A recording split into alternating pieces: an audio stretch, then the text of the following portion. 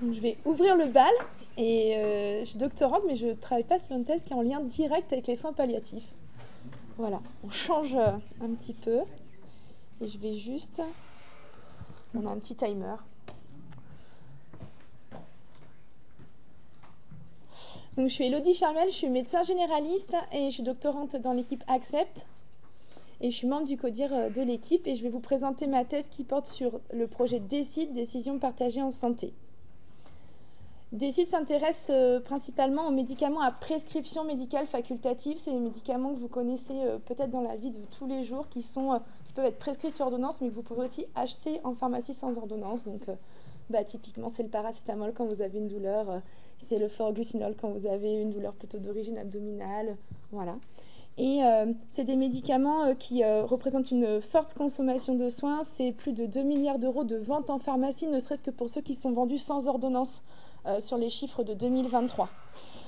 Dans une démarche d'évidence-based medicine, c'est-à-dire de prendre en compte les attentes du patient, les expériences du clinicien et les données disponibles dans la science pour savoir ce qu'on peut attendre en termes de bénéfices et de risques quand on prend ce médicament.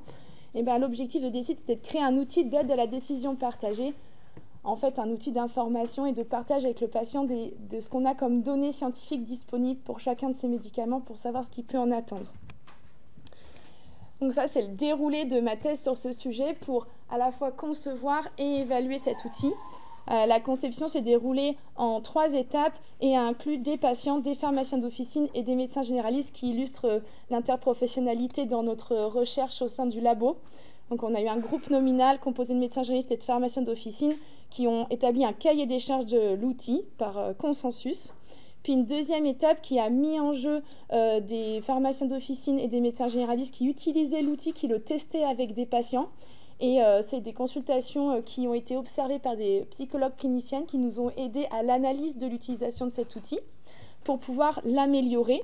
Et puis la troisième étape, ça a été un consensus d'experts avec 15 experts internationaux sur la décision partagée qui ont fait consensus par IDELPHI sur la forme finale de l'outil et la validation de cet outil, pas seulement comme support d'information, mais bien comme une aide à la décision partagée. Actuellement, il est évalué en vie réelle, cet outil, dans un essai contrôlé randomisé en cluster en soins primaires, dans 48 pharmacies d'officine et cabinets de médecine générale dans la région Aura. Je vous laisse avec un morceau de résultat qui va paraître prochainement dans la revue Exercer et qui était une petite étude ancillaire qu'on a fait lors des tests utilisateurs et qui avait étudié l'effet de l'utilisation de cet outil sur notre relation, les soignants, avec le patient. Et le fait, ce qui a été montré principalement, c'est que ça renforçait l'alliance thérapeutique de pratiquer cette décision partagée sur le médicament. Donc voilà, pourquoi pas après développer des sites dans aussi la thématique des soins palliatifs. Merci de votre attention.